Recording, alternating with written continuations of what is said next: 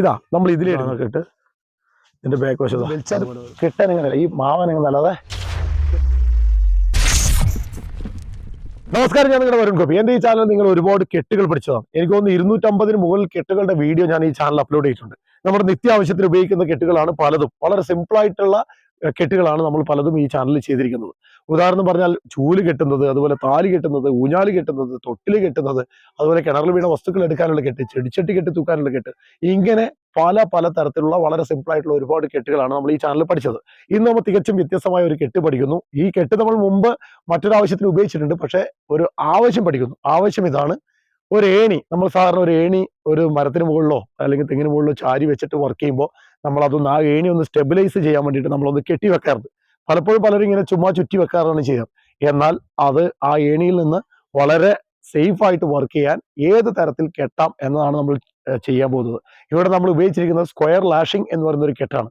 ഏതായാലും നമുക്ക് വീഡിയോ കണ്ടിട്ട് കുറച്ച് കാര്യങ്ങൾ പറയാനുണ്ട്. വീഡിയോ കാണാം. വീഡിയോയിലേക്ക്. അപ്പൊ നമ്മൾ മരത്തിൽ ചാരി വെക്കുന്ന, അല്ലെങ്കിൽ തെങ്ങിലോ അല്ലെങ്കിൽ ഒരു മാവിലോ ഒക്കെ ചാരി വെക്കുന്ന ഒരു ഏണി, അത് വീഴാതിരിക്കാൻ വേണ്ടിയിട്ട് നമ്മൾ എങ്ങനെ സ്റ്റെബിലൈസ് ചെയ്ത് കെട്ടിവെക്കാം എന്നാണ് നമ്മൾ ഇന്ന് പഠിക്കാൻ പോകുന്നത്. ഏണി കെട്ടുന്ന ഒരു വീഡിയോ നമ്മൾ മുമ്പ് പഠിച്ചിട്ടുണ്ട്. അത് ഏണി കെട്ടി തയ്യാറാക്കുന്നതാണ്. ഇതല്ല, നമ്മൾ ഇങ്ങനെ ചാരി വെച്ച് കഴിഞ്ഞാൽ ഈ ഏണി മറിഞ്ഞു വീഴാതിരിക്കാൻ വേണ്ടി കെട്ടുന്നത്. ഓക്കെ, നമുക്ക് ഇവിടുന്ന് കെട്ടി തുടങ്ങാം. നമ്മൾ ഇതുപോലെ മരത്തിൽ ചാരി വെച്ചതിന് ശേഷം ഇവിടെ നമ്മൾ ആദ്യം ഒരു ക്ലോ ഹിച്ച് ഇടുക. നിങ്ങൾക്ക് ഇതാണ് ക്ലോ ഹിച്ച് എന്ന് പറയുന്ന സംഭവം. വളരെ സിമ്പിളാണ്. ക്ലോ ഹിച്ച് ഇട്ടതിന് ശേഷം നമ്മൾ തുടങ്ങുന്നു. ഈ കെട്ട് നമ്മൾ പല ആവശ്യങ്ങൾക്ക് പല സ്ഥലങ്ങളിലായിട്ട് ഉപയോഗിച്ചതാണ്. ആ കെട്ട് കെട്ടിയതിന് ശേഷം നമ്മളിങ്ങനെ റോപ്പ് തമ്മിൽ ആ ബാക്കി വന്ന ഭാഗം ഒന്ന് ഇങ്ങനെ ചുറ്റി വെക്കുക. ഇതിനെ മാരി ചെയ്യുക എന്നാണ് പറയുക. ശേഷം നമ്മൾ എന്ത് ചെയ്യുക? ഇതുപോലെ ചുറ്റിയെടുക്കുക. ഇത് നമ്മൾ ചെയ്യാൻ പോകുന്ന സ്ക്വയർ ലാഷിംഗ് എന്ന് പറയുന്ന സംഭവമാണ്. അപ്പോൾ നമ്മൾ ആദ്യം ഇങ്ങനെ ചുറ്റുന്നതിനെ നമ്മൾ റാപ്പിംഗ് എന്നാണ് പറയുക. നമ്മൾ ആദ്യം ഇതുപോലെ റാപ്പ് ചെയ്തെടുക്കുക. നമുക്ക് താഴെയും കൊണ്ടുവരാം, ഫസ്റ്റത്തെ മുകളിലേയും കൊണ്ടുവരാം. ഞാൻ ഇതിൽ ആദ്യത്തെ മുകൾ വശത്തൂടെ കൊണ്ടുവന്നത്. ശേഷം താഴെ എടുത്തിട്ട് ഈ വശത്തൂടെ, ഇതിന്റെ ഈ വശത്തൂടെ താഴെ എടുത്ത് ഇതുകൂടെ മുകളിലൂടെ എടുത്ത് അങ്ങനെ കൊണ്ടുപോകുന്നു. ഇനി ഞാൻ ഒന്നുകൂടെ ഇതേ കെട്ട് നിങ്ങൾക്ക് മനസ്സിലാകാൻ വേണ്ടിയിട്ട് വേറെ ആംഗിൾ ഒന്ന് ചെയ്ത് കാണിക്കാം. ഒരു തവണ ചുറ്റി, ഇതിനെ ഒരു തവണ റാപ്പ് ചെയ്തു എന്ന് പറയും. ഒരു തവണ റാപ്പ് ചെയ്തു. ഇനി അടുത്ത റാപ്പിംഗ് ചെയ്യുന്നു. ഇങ്ങനെ ഒരു സ്ക്വയർ ലാഷിംഗ് ആകുമ്പോൾ 4 റാപ്പിംഗ് ആണ് ചെയ്യേണ്ടത്. പക്ഷെ നമുക്കിവിടെ ഏതായാലും 3 റാപ്പ് ചെയ്തിട്ട് നമുക്ക് അടുത്ത രീതിയിലേക്ക് പോകാം. നോക്കാം. നമ്മൾ ഇതുപോലെ ചെയ്യുന്നു. ഇങ്ങനെ ചുറ്റുന്നു. വലിച്ച് ടൈറ്റ് ആക്കാൻ മറക്കരുത്. ഇത് ഞാൻ ചെറിയ ഏണി എടുത്തത് തന്നെ എന്തിനാന്ന് വെച്ചാൽ നമുക്ക് ക്യാമറാമാനെ ഉയരത്തിൽ കയറ്റണ്ടെന്ന് കരുതിയിട്ടാണ്. ഇപ്പൊ നമ്മൾ തൽക്കാലം ഇപ്പം 3 റാപ്പ് ആയിരിക്കുന്നു. ഇനി നമുക്ക് എന്ത് ചെയ്യണം എന്ന് വെച്ചാൽ ഈ 2 കെട്ടും തമ്മിൽ ഉറപ്പിക്കണം. അപ്പൊ അതിനെ ഫ്രാപ്പിംഗ് എന്നാ പറയുക. നമ്മൾ എന്ത് ചെയ്യുന്നു? ഇതുപോലെ ക്രോസ് ആയിട്ട് എടുക്കുന്നു.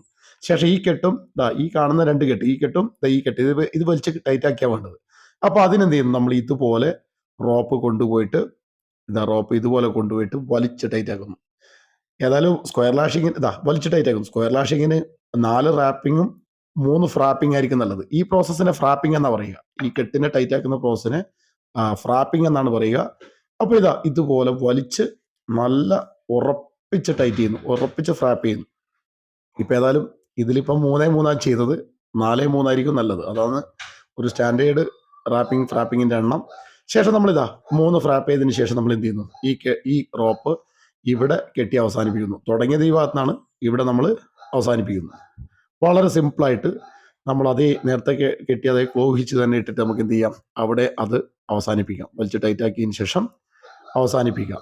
വളരെ സിമ്പിളായിട്ട് ചെയ്യാൻ പറ്റുന്ന ഒരു കെട്ടാണിത്. ഇത് ഇപ്പോൾ ഇതായി റെഡി.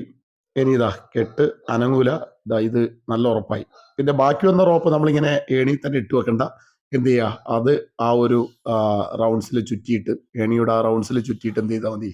അത് അവിടെ ലോക്ക് ചെയ്ത് അങ്ങ് ഇട്ട് വെച്ചാൽ മതി. അങ്ങനെയാണെങ്കിൽ ഈ ബാക്കി വന്ന റോപ്പിന്റെ ഡിസ്റ്റർബൻസ് നമ്മുടെ ഏണിയിൽ ഉണ്ടാവില്ല. കാരണം അതൊക്കെ തടഞ്ഞിട്ട് വീഴാൻ സാധ്യതയുണ്ട്. അതുകൊണ്ട് അതിനേക്കാൾ നല്ലത് അതങ്ങനെ ചെയ്യുന്നതാണ്. ഇപ്പൊ നോക്കി, കെട്ടതാ നല്ല ടൈറ്റായി. ഇത് മാവ് അനങ്ങുന്നല്ലാതെ കെട്ട് അഴിഞ്ഞ് വീഴാൻ സാധ്യതയില്ല. നമ്മളിപ്പോൾ എന്തെങ്കിലും അത്യാവശ്യത്തിൽ കുറച്ച് അധിക സമയം ഏണിയിൽ നിന്ന് വർക്ക് ചെയ്യുന്നുണ്ടെങ്കിൽ ഏണി ഒന്ന് ഇതുപോലെ കെട്ടി സ്റ്റെബിലൈസ് ചെയ്യുന്നത് നല്ലതാണ്. ഇതാണ് കെട്ട്. ഇതാണ് നമ്മുടെ സ്ക്വയർ ലാഷിംഗ് എന്ന് പറയുന്ന കെട്ട്. ഈ കെട്ടിന്റെ പല ആവശ്യങ്ങളും ഇതേ ചാനലിൽ ചെയ്തതാണ്. നിങ്ങൾ കണ്ടിട്ടുണ്ടാവും, താൽക്കാലിക ബോട്ട് ഉണ്ടാക്കിയ സമയത്തൊക്കെ നമ്മൾ ഡ്രമ്മൊക്കെ ഉപയോഗിച്ചിട്ട് ബോട്ട് ഉണ്ടാക്കിയിട്ടുണ്ട്. അവിടെയൊക്കെ ഏറ്റവും പ്രധാനപ്പെട്ട കെട്ട് ഈ സ്ക്വയർ ലാഷിംഗ് തന്നെയായിരുന്നു. ഇനി നമുക്ക് ഇവിടെ നമ്മൾ ആദ്യം ഒരു ക്ലോ ഹിച്ച് ഇട്ടിട്ടാണ് തുടങ്ങിയത്. അതെങ്ങനെയാണ് ഇടേണ്ടതെന്ന് പഠിക്കാം. ഒന്നുകൂടെ കാണിക്കാം. പലരും കെട്ട് മനസ്സിലാകുന്നില്ല എന്ന് പറയുന്നതുകൊണ്ടാണ്. ഇതുപോലെ എടുത്തതിന് ശേഷം ദാ ഈ ഗ്യാപ്പിലൂടെ ഈ ഗ്യാപ്പിലെ അല്ല ഈ ഗ്യാപ്പിലൂടെ എടുത്തു കഴിഞ്ഞാൽ ദാ ഈ കിട്ടുന്നതാണ് ക്ലോ ഹിച്ച് എന്ന് പറയുന്നത്. ഈ ക്ലോ ഹിച്ചിന്റെ ഒരുപാട് ആവശ്യങ്ങൾ ഞാൻ ചെയ്തിട്ടുണ്ട്. പലരും മനസ്സിലാകാത്തതുകൊണ്ട് ഒരു ആംഗിൾ മാറ്റിയിട്ട് ഞാൻ എടുത്ത് കാണിച്ചു തരാം. ഞാൻ ഒന്നുകൂടെ അതേ സ്ക്വയർ ലാഷ് ചെയ്യാൻ പോകുന്നു. ആദ്യം ഇതുപോലെ എടുത്തതിന് ശേഷം നമ്മളൊരു ക്ലോ ഹിച്ച് ഇട്ടതിന് ശേഷം മാരി ചെയ്യുക. റോപ്പ് മാരി എന്ന് പറഞ്ഞാൽ അതിങ്ങനെ ഞാൻ നിൽക്കാതിരിക്കാൻ വേണ്ടിയിട്ടാണ് അത് ഒന്നിച്ച് ചുറ്റുന്നത്. ഇതിനെ മാരി ചെയ്യുക എന്ന് പറയുക. ശേഷം നമ്മൾ ഇതിലൂടെ നേരത്തെ ഞാൻ മോൾ വശത്തൂടെ എടുത്തത്, ഞാൻ ഇത് അടിവശത്തൂടെ എടുത്തിട്ട് ചെയ്ത് കാണിക്കാം. ഏത് വശത്തൂടെ സ്റ്റാർട്ടിങ് ഏത് വശത്തൂടെ എടുത്താലും കുഴപ്പമില്ല. ഇത് റോപ്പ് ഓവർലാപ്പ് ചെയ്യാതെ നന്നാ മതി. ഞാനിത് മറ്റൊരു ആംഗിളിൽ നിന്ന് കാണിക്കുന്നത് ഈ സൈഡിൽ എങ്ങനെ വരുന്നു കാണിക്കാൻ വേണ്ടിയിട്ടാണ്. നോക്കാം. ഇതുപോലെ 4 ഫ്രാപ്പ് ചെയ്യുക. തൽക്കാലം ഞാൻ ഈ റോപ്പ് നീളം കുറവായതുകൊണ്ട് ഞാൻ 3 ഫ്രാപ്പേ ചെയ്യുന്നുള്ളൂ. റാപ്പ് 3 റാപ്പ് മാത്രമേ ചെയ്യുന്നുള്ളൂ. ഫ്രാപ്പല്ല, റാപ്പ് ചെയ്യുന്നു. ഇതുപോലെ എടുത്ത് ഇപ്പം 3ാമത്തെ സംഭവം എടുത്ത് 3 പ്രാവശ്യം ചെയ്തു. 3 പ്രാവശ്യം. അത് ഓവർലാപ്പം ചെയ്യരുത്. ശേഷം നമ്മൾ ഈ ഭാഗം ഇനിയിപ്പോൾ ഫ്രാപ്പ് ചെയ്യേണ്ടതായിട്ടുണ്ട്. അപ്പം എന്ത് ചെയ്യുന്നു? ഈ ഭാഗത്തേക്ക് എടുക്കുന്നു.